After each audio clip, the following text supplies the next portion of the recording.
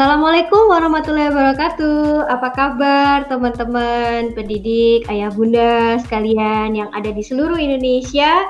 Alhamdulillah, puji syukur kami panjatkan kehadirat Allah Subhanahu wa taala karena berkah dan hidayahnya kita bisa berkumpul pada kesempatan hari ini untuk saling bersilaturahmi dan saling berbagi maupun melalui platform digital. Salawat dan salam semoga senantiasa tercurah kepada junjungan kita Nabi besar Muhammad Sallallahu Alaihi Wasallam yang membawa dan menerangi hati nurani kita menjadi cahaya segala perbuatan mulia. Doa juga kami panjatkan untuk seluruh pejuang-pejuang COVID-19, kepada para petugas kesehatan, kepada seluruh saudara-saudara kita yang masih dalam kondisi sakit. Semoga semua diberi kekuatan dan ketabahan hingga bisa pulih dan meraih kesembuhan. Ketemu lagi dengan saya Sita Dharmasari dari Lazuardi Haura Lampung. Dan dengan saya Febri Andri Kumala atau biasa dipanggil dengan Teacher Andri dari Lazuardi Al-Falah, Klaten. Kami berdua mengucapkan selamat datang di sesi diskusi menuju pendidikan yang seutuhnya, di mana akan ada 7 video diskusi yang nanti akan kami siapkan yang berfokus pada bagaimana kita, baik orang tua maupun guru, bisa memberikan pendidikan yang seutuhnya untuk anak-anak kita dan mempersiapkan mereka untuk masa depannya. Dalam setiap video diskusi, kami berdua akan mencoba merefleksikan bagaimana perjalanan sekolah-sekolah, dalam hal ini Lazuardi, dalam mewujudkan program dan kegiatan yang mengarah kepada pendidikan yang seutuhnya. Ya, nah pada video yang kedua ini kami akan membawakan topik percaya tidak kalau anak itu bisa berdaya dengan 3 fokus diskusi. Yang pertama, arti berdaya di usia anak-anak. Memang mereka bisa apa ya? Kemudian yang kedua, apa pentingnya persepsi anak mampu berdaya? Dan yang ketiga, memberdayakan dengan teknologi. Nah, sebelum kita mulai diskusi selanjutnya, mari kita simak dulu video berikut ini.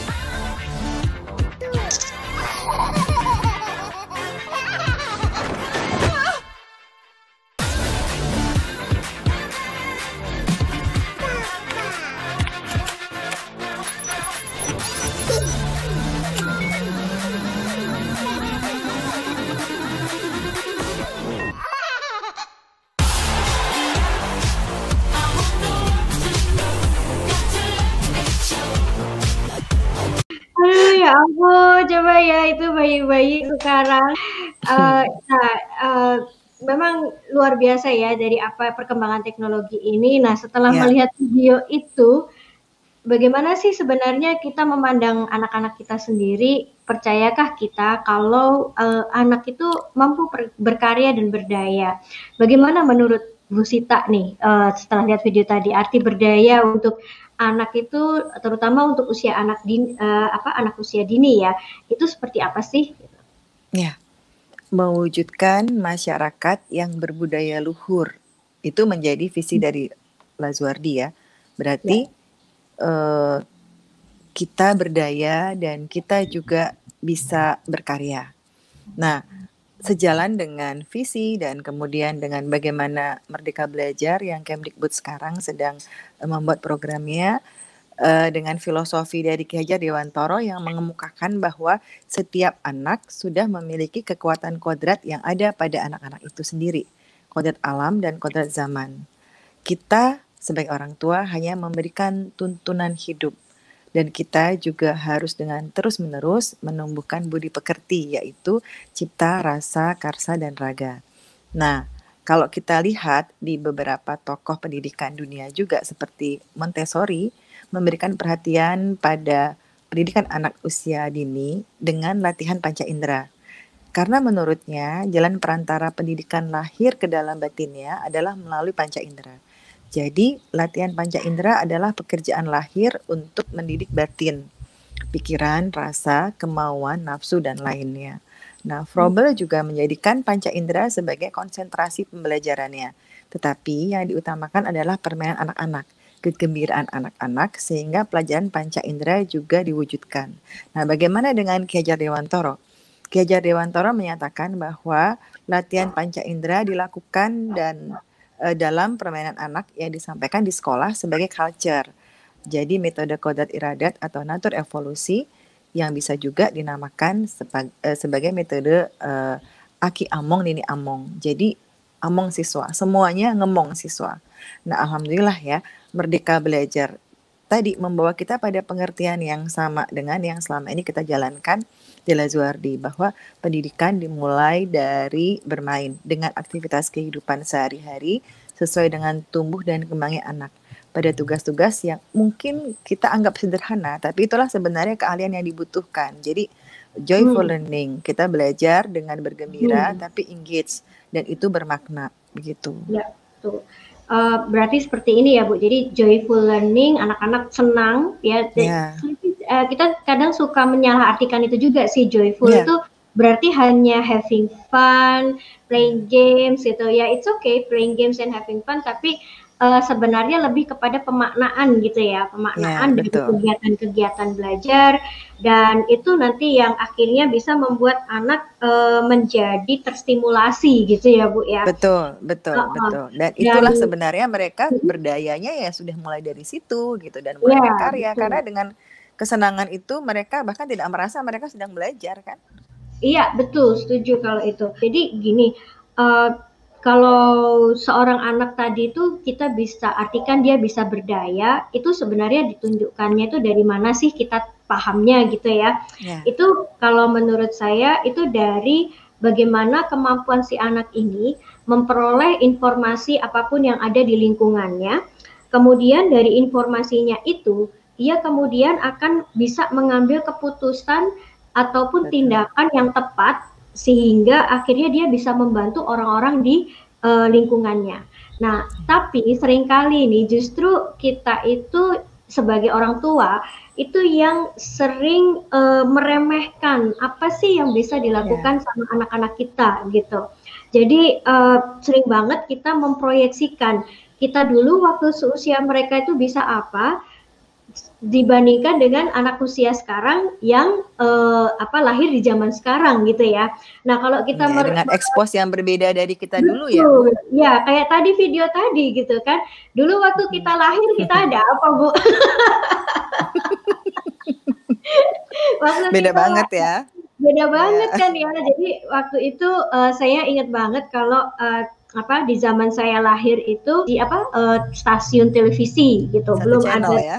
Iya, masih ada satu channel. Terus kemudian tidak semua belum ada telepon handphone itu belum ada gitu ya. Jadi itu sangat berbeda sekali.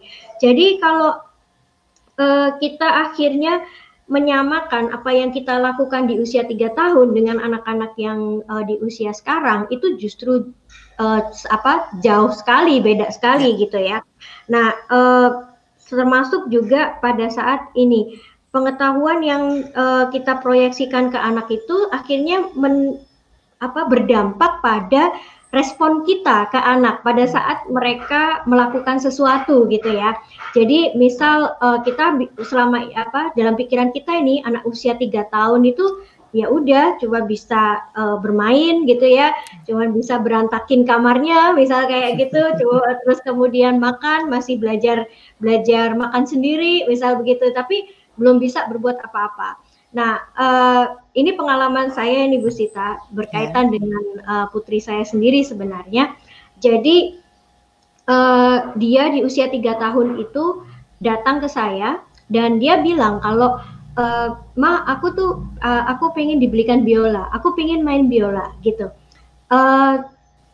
Jujur waktu itu saya pertama kali responnya adalah, waduh, Emang apa, kok apa dia kenapa mau main biola gitu ya? Emang bisa dia main biola? Saya aja nggak bisa, gimana bisa dia nanti main biola? Misalnya kayak gitu. Karena saya sama sekali nggak pernah pegang gitu ya. Musik, saya hanya guru musik, guru piano waktu itu, tapi nggak pernah pegang instrumen biola tuh sama sekali nggak pernah.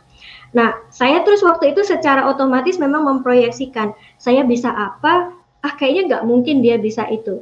Tapi waktu itu saya tidak bilang tidak gitu ya, tapi saya Ya. nyampaikan oke deh, iya nanti gitu. Saya hanya bilangnya iya nanti mama belikan gitu.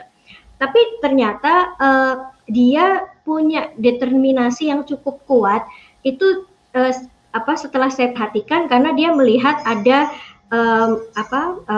kebetulan waktu itu saya mengajar di sekolah musik. Nah, saya mengajar piano di ruang sebelah itu mengajar biola di waktu yang bersamaan. Anak saya melihat di ruang sebelah itu gimana si murid ini masih TK memang dan dia datang dengan biola kecilnya itu gitu dan dia ngelihat kayaknya oke nih kalau aku bisa bermain biola seperti itu dan kemudian bisa membuat bisa bermain sebuah lagu yang bagus. Nah, gitu. Jadi inilah yang kemudian akhirnya saya berpikir bahwa anak usia ini itu sudah bisa memproses informasi itu dan kemudian dia ingin berbuat sesuatu supaya dia bisa punya peran. Nah, gitu. Jadi akhirnya saya waktu itu walaupun tidak langsung membelikan, tapi karena dia terus minta gitu, alhamdulillah sih akhirnya memang saya belikan. Terus kemudian sekarang dia sudah jadi pemain dan juga guru biola gitu, Bu. Luar biasa. Ini saya salah satu fansnya loh, Bu. Saya bisa melihat nih Kakak Via. Itu saya ingat pertama kali saya lihat dia main biola itu waktu ada pembukaan seminar. Dan waktu itu Ya. memang ada info tuh ibunya itu luar biasa support sama anaknya gitu. Waktu itu masih jadi orang tua murid ya gitu. Dan sekarang saya melihat Kakak Via itu pintar, mandiri dan berprestasi. Dan bisa terlihat gitu kepercayaan Bu Andri itu sebagai orang tua tuh bisa mengantarkan putrinya menjadi pembelajar yang penuh rasa ingin tahu dan berani mencoba. Nah, tadi kan Bu Andri sebagai orang tua. Nah, sekarang kalau sebagai pendidik apa ya pentingnya kita sebagai pendidik itu punya persepsi bahwa anak itu bisa berdaya. Nah, kalau kita sudah punya persepsi itu, Bu, itu jujur itu akan mengubah dari cara kita berkomunikasi kepada anak didik kita, gitu. Jadi bagaimana guru mengajar di dalam kelas itu akan berbeda sekali kalau mereka memang punya sebuah persepsi bahwa setiap anak itu mampu berkarya dan berdaya. Karena kita berpikir bahwa mereka itu punya sesuatu yang bisa mereka lakukan, maka cara kita mengajar itu bukan lagi one way. Kita bukan lagi hanya lecturing gitu, Bu. Bukan hanya sekedar menguliahi gitu ya. Tapi itu lebih kepada membuat mereka mampu menentukan pilihan gitu. Kayak istilahnya bagaimana akhirnya kita itu sebisa mewujudkan peran kita itu sebagai fasilitator, bukan sebagai sumber belajar. Kita selama ini tuh kan punya sebuah istilahnya teori ya, teori bahwa guru sekarang di abad ke-21 ini itu sudah harusnya menjadi seorang fasilitator dalam mengajar. Tapi pada saat di kelas gitu ya, apalagi saya ngajar matematika, Bu Sita ya. Ngajar matematika itu kayaknya nih dalam pikiran pada saat awal-awal itu kalau saya nggak jelasin itu nggak sreg gitu loh, Bu. Jadi kayak apa sih istilahnya anak-anak itu harus dijelaskan dulu sebelum mereka paham. Nah, seperti itu. Itu sesuatu yang lumrah sih dan itu saya pahami pasti terjadi juga di teman-teman sekalian. Tapi kemudian saya pun mulai berpikir lagi itu tadi. Kalau saya bisa ke putri saya seperti itu, berarti saya pun harus mengubah pada saat saya ada di depan kelas gitu. Jadi saya harus bayangkan bahwa anak-anak ini sudah punya sesuatu gitu. tidak lagi kertas yang benar-benar kosong Ya, gitu. betul. Nah, Ya, itu yang akhirnya saya harus mulai untuk tidak lagi menjelaskan. Nah, itu tuh sebenarnya apa ya, yang apa momen-momen di mana kayak seperti memberikan tongkat kuasa gitu loh, Bu. Jadi kalau ya kan? Jadi ya, kayak ya, ya, di kelas itu tongkat kuasa itu dipegang sama siapa sih gitu kan? Pasti ya, dipegang sama guru gitu kan ya. Nah, tapi pada saat kita punya pemikiran seperti itu, tongkat kuasanya itu saya berikan ke murid, mereka itu yang menentukan mau cara belajarnya seperti apa, mereka yang menentukan mau belajar apa, misal begitu, mereka yang menentukan pilihan-pilihan mereka sendiri gitu. ya, Nah, di sini jadi eh, di apa terutama di Lajuardi sendiri itu kan juga ya, ada momen-momen di mana mereka mengajukan pendapatnya gitu kan, ya, mereka mengemukakan apa yang ada di pikirannya, proyek-proyek di dalam pembelajaran itu juga selalu didesain supaya mereka mengemukakan ide-ide kreatifnya gitu. Jadi anak itu tidak selalu merasa dikuliahi gitu sih Bu. betul, betul. Memang menjadi Mm-mm. guru untuk ya pembelajaran project based learning itu harus latihan menahan diri, tahan, karena Gitu. yang menjalankan itu adalah harusnya anak-anak gitu, inisiatif Betul. anak-anak gitu, dan itu Ya, pilihannya gitu. anak-anak. Tapi sangat Iya, menyenangkan gitu. bersama dengan anak-anak Iya, yang jadi semangat seperti itu gitu ya. iya. Jadi Bahkan kalau boleh saya tambahin, Bu, mm, kayak waktu kita mengajar matematika misal, ya, saya selalu tanya, 2 tambah 2 berapa? mhm, Mereka kan langsung bilang 4 gitu. Kenapa ya, 4? Nah itu jadi mereka harus harus bisa membuat sebuah reasoning dan betul. penjelasan gitu. Dan saya suka bilang, pokoknya saya nggak mau kalau kalian bilang karena teacher Andri yang bilang. Nanti sampai gede begitu ya. Jadi Iya, karena nanti kenapa sampai begitu? besar Karena begitu. teacher saya begitu gitu. Karena dulu Mhm. dan itu kan akhirnya kalau istilahnya kita kita apa Bu apa kita tambahkan dalam dalam hal tadi masalah berdaya ya. Iya. Berdaya itu berarti juga dia tanggung jawab sama pilihannya gitu. Jadi Mhm, jangan mhm. sampai mereka melakukan sesuatu apa nanti di masa depannya, mereka akhirnya melihat dan menyalahkan hal-hal di luar yang sebenarnya dan mereka tidak mau bertanggung jawab terhadap aksinya itu. Ya, Itu sih. ya, ya, Mhm. ya, ya. Tadi saya lihat berarti Bu Andri ya, sebagai orang tua terhadap anaknya Mhm, dan sebagai mhm, guru kepada siswanya memiliki pola yang sama ya, kepercayaan itu mhm, ya Bu. Itu mhm, benar emang benar. harus dibutuhkan ya. Harus, Saya juga iya. memiliki pengalaman yang mirip-mirip nih. Oh, gimana gimana Sewaktu nih, Bu? anak saya Iya. masih kecil, nah Heeh itu heeh. sama pengen pengen drum. Terus Mmm, kemudian dia tuh terlihat sangat senang gitu kalau lihat orang main drum tuh bisa bisa ngeliatin gitu main drum gitu ya. Terus mhm, dia mhm juga mhm. suka membuat irama-irama dengan ketukan gitu Mhm sampai mhm. peralatan rumah saya pecah, plastik plastik gitu ya, panci-panci gitu. Wah, Terus luar kemudian, biasa. wah ini, apakah saya harus mengabulkan permintaannya dengan membelikannya gitu ya. Mhm mhm. Akhirnya emang terlihat karena dia itu memberikan tanda-tanda, dia suka gitu dan dia Mhm pengen, kemudian mhm. saya berikan drum set itu, kemudian ada les privat di rumah karena dia juga waktu itu masih kecil. Namun Mhm apa yang mhm. terjadi gitu, dia mainkan drum itu dengan main-main gitu. Main-main tuh Oh, bukan hanya bermain, tapi main-main, bermain tanpa keseriusan dan akhirnya dia tuh ya. bosan gitu. Dia Ah, minta oke oke. berhenti les dan saya ya ikuti aja tanpa maksudnya tanpa saya memberikan celaan, "Kenapa kok kamu nggak konsisten?" Gitu ya, saya biarkan saja Mhm karena mhm sesuai mhm. sesuai dengan usianya dia masih explore gitu. Mhm Lalu, mhm. saat dia kemudian di SMP dia meminta les gitar dan piano, dia minta lagi. Dan dia alhamdulillah tuh lanjut sampai sekarang, jadi sudah sekitar Wah, 3 luar tahunan biasa. ya, Heeh Nah, heeh. yang saya rasakan adalah bahwa dia tidak takut untuk salah gitu, maksudnya dia Mhm pernah, mhm. tidak berhasil di situ, tapi dia tidak berhenti untuk mencoba yang lainnya gitu. Mhm Jadi, mhm. keyakinan kita pada pilihannya untuk dapat membuat pilihan sendiri, Ya, itu baik maupun salah gitu, itu ya. sebagai bagian dari pembelajaran Mhm. dan mereka akan yakin bahwa itulah yang, yang mereka butuhkan gitu. Jadi, Betul betul. eee saya itu juga melakukannya bersama dengan siswa ya, ke anak-anak di sekolah gitu. Saat saya bertemu dengan siswa baru dan selama mereka bersekolah gitu, saya sering sampaikan bahwa sekolah adalah tempatnya mereka untuk membuat banyak kesalahan. Mereka tuh biasanya gini, ya bener nih gitu. Karena dari mengenali kesalahan, menemui kesalahan, mengakui kesalahan, mereka akan tahu bagaimana memperbaikinya. Kan karena orang nggak mau mengakui itu salah dan kemudian kesulitan untuk memperbaikinya gitu. Dan itu membuat mereka berani mencoba, berani bertanya, berani mengambil inisiatif dan berani mencoba lagi gitu.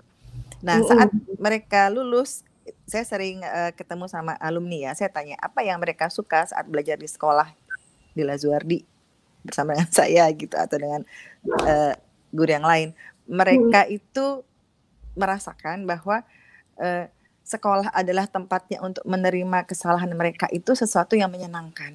Dan itu memberikan rasa percaya diri kepada mereka. Dan mereka tuh merasa kita tuh percaya kepada mereka. Jadi kayak sesuatu yang kita berikan tuh kayak sesuatu yang dukungan buat mereka yang mereka rasakan itu walaupun mereka sudah nggak di sekolah lagi gitu. Dan mereka merasa kepercayaan itu adalah pintu yang terbuka untuk mereka masuk dalam pembelajaran itu dengan sendirinya.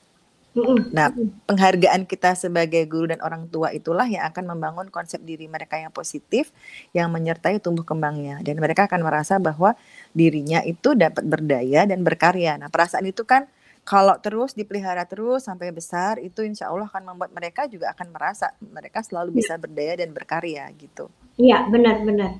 Kalau itu sih benar banget.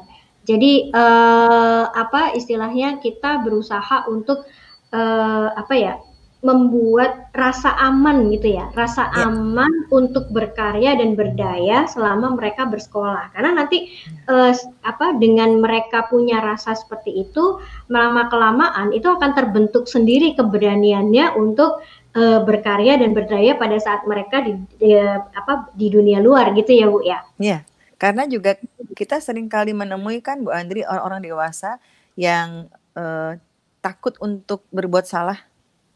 Iya, benar-benar. Ya, dan kalau itu menjadi hambatan betul.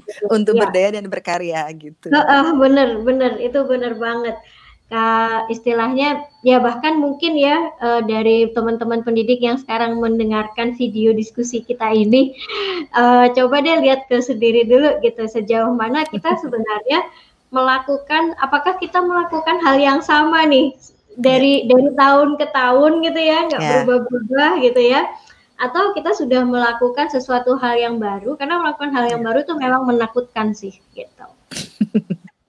Ya, itu memang kita harus bergerak dari zona nyaman ke zona yang tidak nyaman. Sebenarnya tuh nyaman bukan salah nyamannya, tapi saat kita merasa bahwa zona nyaman itu menjadi satu-satunya tempat untuk kita tinggal selama-lamanya, itu yang tidak baik ya. Betul, iya, setuju kalau itu saya. Nah, ini sudah menginjak diskusi kita yang terakhir nih Bu. Berkaitan dengan teknologi nih Bu Andri, itu pengalamannya malang melintang deh. Share dong pengalamannya. Gimana nih pengalamannya bisa memberikan pandangan tentang bagaimana fenomena perkembangan teknologi ini bisa membantu pendidik membuat muridnya berkarya dan berdaya. Oke. Pertama mungkin gini Bu, kita mesti sadari dulu gitu ya, kalau murid-murid kita ini itu adalah para penghuni asli gitu ya, zaman digital. Kayak video yang tadi kita lihat kan Bu ya, jadi benar-benar mereka lahir usia 1 bulan, 2 bulan mereka lihat HP mamanya atau HP ayahnya gitu, terus kemudian mereka bisa swipe pakai jari mereka yang kecil itu begini. Nah, itu sebenarnya istilahnya sudah sesuatu yang memang mereka hadapi gitu. Nah, ini akhirnya kita juga mulai harus mengubah cara pandang kita terhadap teknologi gitu. Yang sering terjadi itu adalah kita memang melihat teknologi itu dari sisi dampak negatifnya gitu. Jadi kayak anak terlalu banyak screen time, terus kemudian terlalu banyak main game, adanya konten-konten tidak senonoh di dalam internet dan segala macam, globalisasi, budaya luar akhirnya masuk ke dalam. Nah, itu istilahnya sesuatu yang sering kita lihat dan kita hanya melihat dampak negatifnya aja. Belum lagi kalau yang TikTok, nah ada YouTube, nah kayak gitu kan, video-video Instagram dan segala macam gitu. Nah, perlu juga disadari kalau istilahnya pengukur kesuksesan di masa kini itu berbeda gitu loh, Bu, dari yang kita sebelumnya. Kalau sekarang itu istilahnya perekonomian itu berdasarkan apa? Itu sudah bukan lagi transaksi antara barang dengan misalnya kita membeli uang kemudian kita dapat barang. Sekarang itu transaksinya berupa like, comment, and subscribe, Bu, gitu. Ya, betul. Iya kan? Jadi itu yang akhirnya guru-guru juga harus punya sebuah paradigma baru gitu ya, bagaimana mendekatkan diri kepada anak. Dan kalau bisa teknologi itu kan sebenarnya tercipta itu karena memang ingin membantu dari kegiatan manusia. Kalau teknologi itu diciptakan itu lebih kepada untuk bagaimana manusia itu bisa dimudahkan dalam pekerjaannya. Jadi ada empatinya dulu sebenarnya, gitu. Jadi kalau kita mau mengajak tadi pengaruhnya terhadap teknologi, jadi kita tuh meminta murid-murid kita tuh sebenarnya melihat kepada apa sih yang dibutuhkan dari lingkungannya, gitu ya. Dan kemudian setelah dia bisa berempati dan melihat lingkungannya butuh ini, lalu apa yang dia bisa perbuat gitu ya, bisa dia rekayasa gitu kan, untuk akhirnya memudahkan dan berperan penting di komunitasnya. Jadi kalau kita mengintegrasikan teknologi itu bukan hanya sekedar memakai, tapi produk yang dihasilkan itu memang benar-benar dibutuhkan oleh komunitasnya gitu.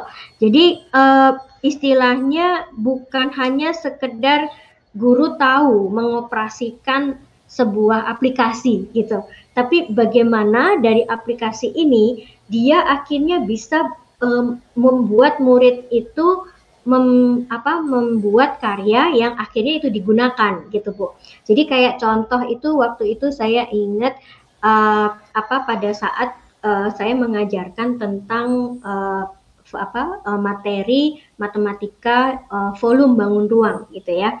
Nah, karena waktu itu kita kebetulan pada saat itu pas posisi itu adalah kita sedang ingin lagi ada event besar waktu itu di sekolah.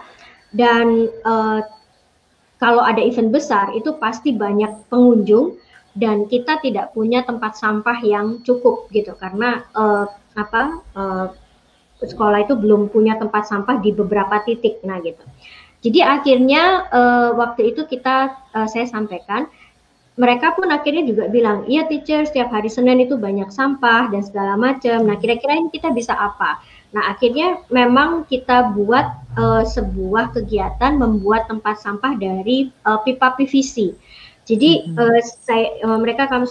kita bagi kelompok-kelompok, terus kemudian kita bagikan PVC.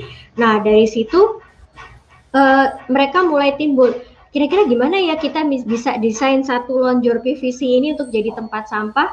Dan waktu itu saya juga ngomongnya kurang lebih sekitar 80 liter. 80 liter itu seperti apa gitu ya. Jadi akhirnya mereka mencoba untuk mendesain dan membuatnya sesuai dengan arahan-arahan requirement yang saya minta gitu.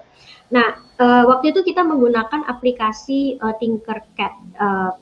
Dari Tinkercad itu mereka desain, mereka bikin kalau kalau sepanjang segini tuh berarti saya bisa potong dengan sekian nanti bangun sehingga akhirnya benar-benar bentuk tempat sampah. Dan waktu itu kita ada serah terima dari anak-anak ke sekolah gitu. Jadi mereka merasa bahwa oh iya ya, dan pada saat event itu memang betul-betul terpakai. Jadi kita taruh di beberapa titik, akhirnya sampahnya pun tidak seperti pada saat tahun lalu di mana istilahnya kadang kita nggak bisa kontrol ya kalau ada pengunjung banyak itu, dan kita kasihan juga sama OB gitu ya yang biasanya membersihkan. Nah ini sebenarnya bentuk salah satu gimana teknologi itu diciptakan, kita mendekatkan pendekatan teknologi ke anak-anak, jangan hanya sekedar memakai saja, tapi bagaimana ini bisa akhirnya membuat karya gitu sih Bu. Ya. Luar biasa ya, luar biasa. Dan itu kebayang pasti anak-anak tuh jadi merasa apa yang mereka lakukan tuh betul-betul suatu kontribusi. Jadi bukan hanya belajar, tapi juga mereka bisa memberi. Kan beda tuh rasanya hanya menerima, tapi dia juga bisa memberi gitu. Iya. Ya. Dan istilahnya di usia, apalagi kalau saya kan usianya SMP ya Bu, saya kan mengajar SMP ya. SMP tuh maksudnya masa-masa remaja di mana mereka butuh banget itu eksistensi dan pengakuan dari kami semua, dari komunitas bahwa mereka itu punya peran gitu. Mereka tuh dibutuhkan. Nah, gitu. Ya, betul. Nih jadi ingat lagi ya ke tagline kita bahwa didiklah anakmu untuk suatu zaman yang bukan zamanmu.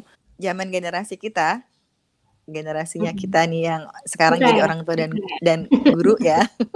Yang dibesarkan dalam perkembangan pesat teknologi yang tiba-tiba merubah kehidupan kita saat ini masih belum sepenuhnya menyadari bahwa teknologi itu memiliki kecepatan yang luar biasa berkembangnya, dan itu juga merubah bagaimana cara berpikir ya. Kalau dulu kita sebuah produk aplikasi itu dijual kalau sudah sempurna, kemudian dijual dari yang penjual ke pembeli sudah selesai. Tapi kalau sekarang itu selalu ada update sesuai dengan apa kebutuhannya dari customer-nya mereka. Karena teknologi itu juga terus terupdate dan sampai setiap bulan kita selalu diberitahu ada update program dan lain sebagainya. Dan ternyata setelah mungkin 5 tahunan gadget kita nggak bisa lagi update karena sudah ketinggalan zaman. Betul. Gadgetnya aja bisa ketinggalan zaman, apalagi kita. Kalau kita masih selalu berpikir seperti dulu lagi gitu. Dalam 5 tahun aja kita sudah harus memperbarui kan. Nah, mereka itu dilahirkan, kembali ke video si bayi-bayi lucu tadi ya, dengan kehadiran mungkin handai tolan yang hadir itu bisa rame banget secara virtual lah. Kalau kita dulu kan mesti harus nungguin deket di rumah sakit gitu ya. Nah, mereka sekarang lahirnya dengan bisa ditonton secara virtual, kemudian mereka sekolah juga bisa menjelajahi dunia secara virtual dan bertemu dengan teman-teman dari segala penjuru dunia. Kitalah yang harus bersiap untuk dapat mengantarkan mereka pada zamannya. Mereka itu pembelajar yang cepat. Mereka sudah terhubung dengan teknologi dari kecil dan seharusnya teknologi sudah menjadi bagian dari pembelajarannya. Mereka akan bisa lebih bijaksana dan terampil dengan teknologi. Ya, setuju itu Bu. Saya istilahnya betul-betul sekarang itu seperti tadi yang saya sampaikan, jangan kita memproyeksikan gitu ya apa yang terjadi pada diri kita pada saat seusia mereka dengan kondisi yang sekarang gitu, karena jauh banget memang perkembangan teknologi, terutama dengan perkembangan teknologi yang makin pesat ini gitu sih. Nggak terasa deh Bu, udah 30 menit. Iya. Kalau kan berarti dari topik dari diskusi ini gitu ya, kita harus percaya gitu bahwa anak-anak kita berapapun usia mereka itu sekarang sudah mampu bisa untuk berdaya dan berkarya. Betul, jadi mereka punya pemikiran-pemikiran yang kita harus hargai juga berapapun usianya gitu, karena kalau kita memang terbiasa untuk sudah seperti itu, nanti secara tidak langsung berarti pendekatan kita bagaimana mendidik mereka itu juga berubah. Apalagi kalau fokus kita adalah seperti topik pembicaraan dari diskusi kita yang pertama, mendidik anak menjadi versi terbaiknya. Nah, anak tidak akan bisa menjadi versi terbaiknya jika kita tidak percaya bahwa dia itu bisa berdaya dan memiliki pemikiran-pemikiran yang harusnya kita hargai juga. Kalau kita masih berpikir anak-anak itu harus belajar dari kita, tentunya kita harus ingat bahwa saat ini kita juga bisa belajar dari mereka. Mereka bukan hanya sebagai pembelajar, tapi kita juga sebagai pembelajar. Jadi mereka sudah punya bekal yang sebenarnya justru sudah sudah yang mereka mungkin sudah bisa tahu, mereka tuh di zaman ya, kita yang harus menyesuaikan gitu. Ya, setuju Bu Sita. Nah, saya sebelum kita tutup, izinkan saya mengucapkan terima kasih yang sebesar-besarnya kepada teman-teman pendidik, kepada ayah bunda sekalian yang dimanapun ayah berada, yang sudah berusaha keras selama pada masa pandemi ini dengan mensupport kami semua untuk menemani anak-anak kita dalam belajar dan tetap memberikan pendidikan yang terbaik untuk murid-murid kita. Bagi Bapak Ibu guru dan ayah bunda yang ingin memberikan saran tentang topik diskusi selanjutnya atau ingin mengajukan pertanyaan, silahkan dapat menuliskan pada kolom komentar. Kami juga mengucapkan terima kasih kepada seluruh pihak yang mendukung produksi penayangan video ini. Nantikan video kami selanjutnya dalam serial menuju pendidikan anak yang seutuhnya. Tetap semangat dalam mendidik dan tetap semangat belajar. Kami undur diri. Wassalamualaikum warahmatullahi wabarakatuh. Dadah. Terima kasih.